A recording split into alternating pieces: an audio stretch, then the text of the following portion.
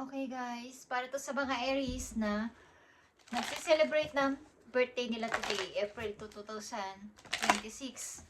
At today is Pink Moon guys. Nangangahulugan din to ng renewal. Okay, sa mga Aries na bibigyan ng message today, happy birthday sa inyo guys. At pagpalain kayo dikit sa inyong mga plano sa buhay, ginagawa sa buhay, at kung sino at nasan kayo ngayon is kayo ay mag-ingat guys. Okay, sa mga Aries na may birthday today, happy birthday. Para to sa inyo. Ang unang message na to ay galing sa inyong mga mahal sa buhay na wala na dito sa lupa guys. At sila ay nasa spirit world na. Ang inyong mga ancestors din, okay? Yung mga literal na pumanaw na sa inyong buhay, ng inyong minahal nung sila ay buhay pa at patuloy na nagmamahal sa inyo kahit wala na sila sa inyong tabi sa ngayon, sa realidad. Okay, ito ang message sa inyo Aries, sa inyong birthday.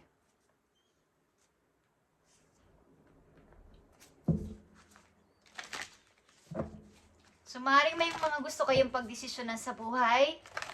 So, kayo ay kailangan muna kayong mag-isip-isip ng mabuti. Ano ba talaga yung dapat kong pagdesisyonan? Okay? Something, magkaroon kayo ng pagmumuni-muni. Lalo na, at dumating na naman ang araw ng iyong kaarawan. Okay, is marami kayong plano siguro. So, ang ilan sa inyo ay gustong mag-forward. Something na new is gusto nyo rin ng renewal o something revert sa inyong buhay. Okay, Aries. Message for you today, April 2, 2026. Bago matapos ang April 2, ito ang inyong message, guys. Okay. Overcoming obstacle, Aries is here. You can overcome anything. Kaya huwag kayong masyadong mag-overthink sapagkat lahat ng nangyayari sa inyong buhay sa ngayon is malalagpasan nyo to guys. Nandito ang Ace of Swords. Makakasurvive kayo dito. So magkaroon kayo ng pagmuni-muni, something sa tahimik na lugar para pag-isipan nyo ang mga importanteng bagay na dapat ninyong pagdesisyonan simula sa araw na to. Okay, ilan sa inyo nakakaisip na, uy, birthday ko na naman.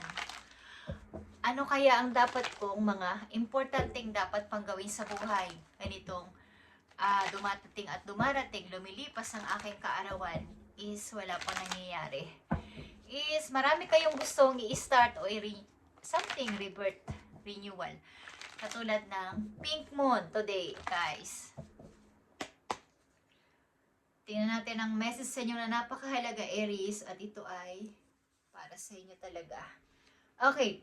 So, tingnan natin ang unang message sa inyo na galing sa inyong mga mahal sa buhay na literal na pumanaw na guys. At minahal kayo, minahal nyo rin nung sila ay buhay pa. Guys, hope. Okay. Ito ay pag-asa guys. Your loved ones in the spirit world know when you reach out if they see you are a low point. Wherever you caught up in a difficult situation or struggling with someone specific in your life, there's always hope. Okay. So, ang inyong mahal sa buhay na literal na pumanaw at nandun na sa spirit world ay alam na kayo ay nagkakaroon ng mga situation na mahirap sa inyong buhay sa ngayon. Kaya sabi ko sa inyo, andito ang overcoming obstacle. Ang mga Aries na nandito ay nakakaranas kayo ng mahirap na sitwasyon. But ito ay inyong laging tatandaan na laging may pag-asa. Hope is always there. Palaging may pag-asa. Hanggat umaasa isang tao, meron guys. May darating at darating na pag-asa. Lagi kayong nakikita ng inyong mga mahal sa buhay na nandun na sa spirit world na alam ang inyong paghihirap. Hindi nyo man sila nakikita is maaaring nandyan sila para kayo ay subaybayan, okay? Specific ang person na to sa inyong buhay. Malamang at sa malamang malapit ito sa inyong buhay, guys. Ang taong ito na pumanaw na. At lagi kayong binabantayan. So, minsan-minsan, ang tao na to na nawala sa buhay ninyo is kahit papano, magtirik kayo ng kandila para sa kanya, okay? Dahil lagi kayong binabantayan ng person na to, kahit wala na sila dito sa inyong tabi, sa literal ninyong buhay, sa realidad, guys, laging nagbibigay ng pag-asa ito sa inyo. Dinadamayan kayo. Okay? So, Aries, begin now. Take your first step. Ano man itong gusto mong gawin, maaaring ikaw ay magbababay sa inyong family para lumayo o something magtrabaho sa malayo.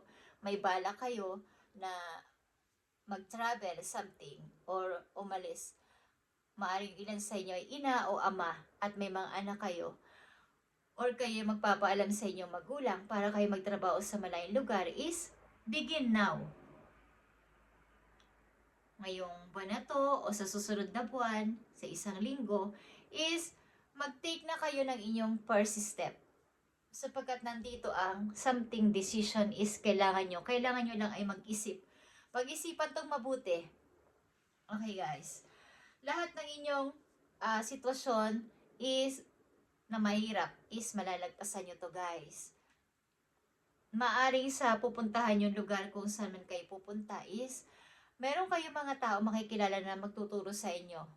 Something mentor ito. Mas matanda sa inyo. Okay, tuturuan kayo ng mga magagandang bagay na dapat ninyong malaman. Message pa sa inyo guys, 7 of action is here. Ito ay 7 of wands.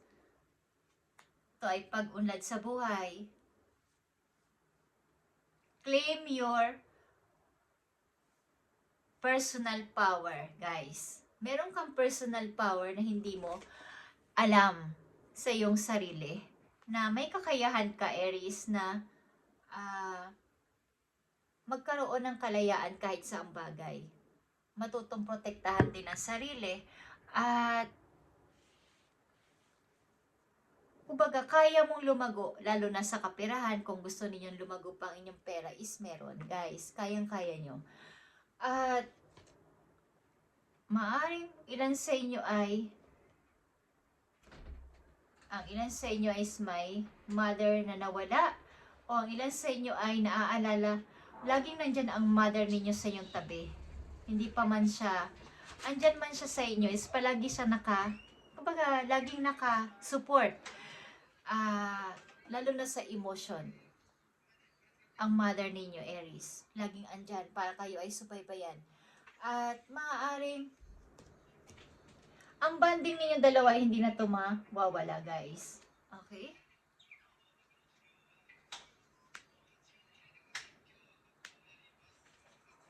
Maaaring kayo isang anak. At close kayo sa inyong mother, Aries.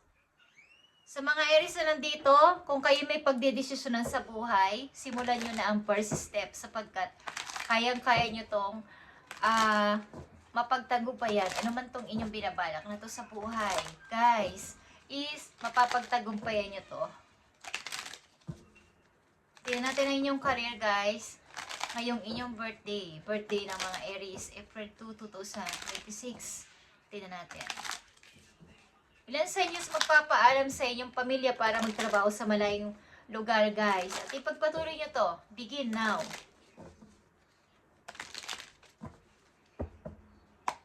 Tingnan natin. Sa mga Aries, nakikita nyo to, guys. Okay.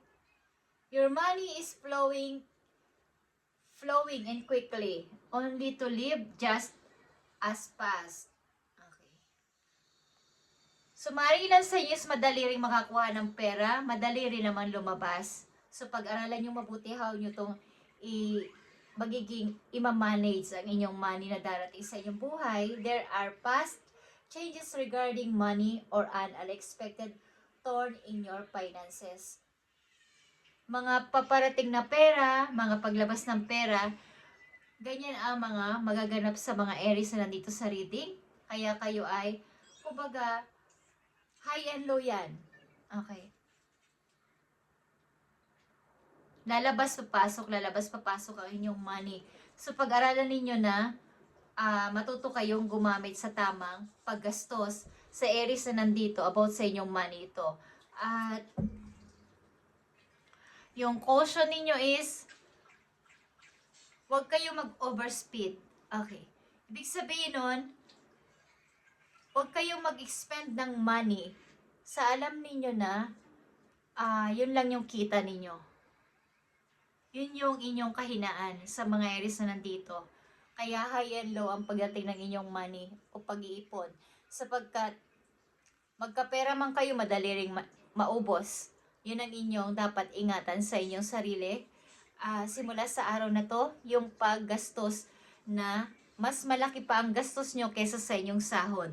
Dahil doon kayo mahina. Okay, so inyo itong pag-aralang mabuti how nyo imamanage ang paparating o dumarating na pera sa inyo. Message mo sa mga Aries na may kaarawan today.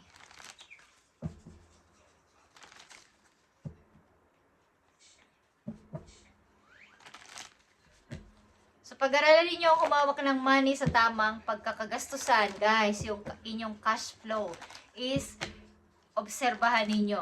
Ano lang dapat ba ang dapat kong bilhin at dapat hindi. Okay. Yun lang ang dapat ninyong ingatan sa inyong sarili sapagkat hindi naman tataas, hindi rin bababa ang inyong pera sa kasalukuyan. Para sa mga Aries, kayo ay mag-aalis sa inyong place para magtrabaho. Marahil sa malayong lugar, guys. At ito ay inyo lang pasimulan kung gusto nyo lang sapagkat paglaki ito ng inyong kita. Okay. Aries, andito ang Queen of Wands, andito ang Temperance, at andito ang Seven of Cups. So, kayo talaga ay something na dapat na magdesisyon na sa mga susunod pa ninyong araw, buwan, sapagkat may mga offer na paparating sa inyo, kayo ay wag pa basta-basta, choose wisely. Wag pa basta-basta sa pagpili, ito man ay tao o opportunity. Pag-aralan at pag-isipang mabuti at huwag kayong mag-overthink. Okay guys, kayo kasi ay madaling, kumbaga, minsan, masyado agad na, kung curious is agad-agad ang decision. So kayo ay mag-isip-isip, ano dito ang dapat kong piliin at ang dapat kong pagdesisyonan bago kayo gumawa ng hakbang sapagkat baka magkamali kayo ng pipiliin. Maaari talagang may kasama kayong mother at puspusan ang pag-aalala sa inyo. Kumbaga, laging andyan. Lagi kayong pinagpipray ng inyong mother. Paparating na message sa inyo guys, kayo ay pansinin ng mga tao kapag katanginan sa inyo ay hyper, energetic ang mga Aries na nandito sa reading. Madali makakuha ng attention mula sa ibang tao.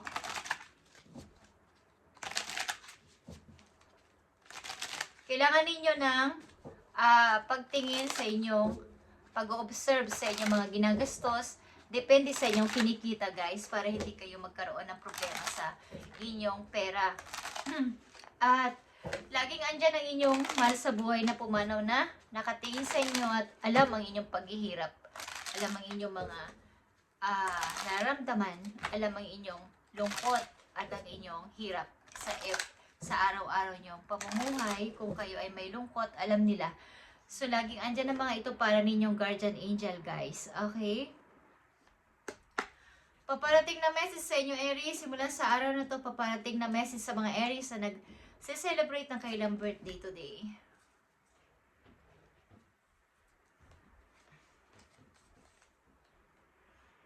Temptation is here, Ace of Cups is here, at Seven of Swords. Ay guys. So kayo ay nandito sa situation na marami talagang pinag-iisipan. May mga bagong idea din na pumapasok sa isip ninyo, pero andun yung pagda-doubt. Okay?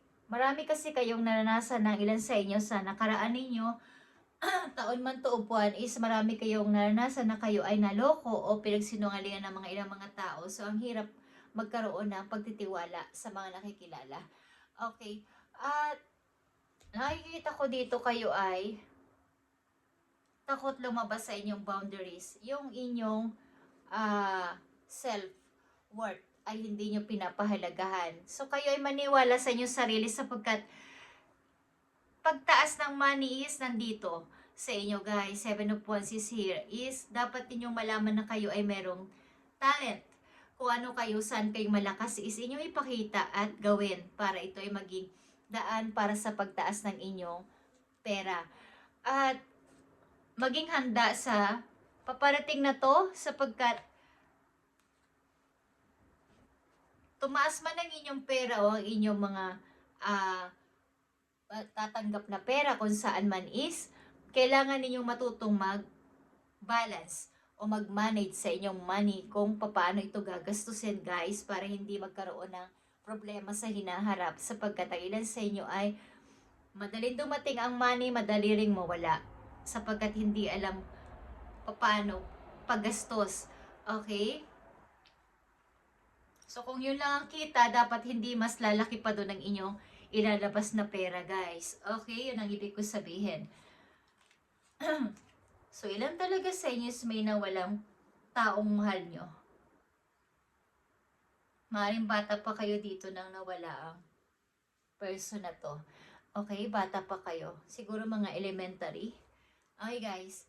Thank you, Aries. At kayo ay mag-isip-isip sa sitwasyon ninyo ngayon kung anong dapat ninyong pasimulan sa buhay sapagkat ilan sa inyo sa katakdang umalis sa inyong place at magtrabaho sa malayo. Okay, Aries, happy birthday and maging malapit kayo sa inyong mother.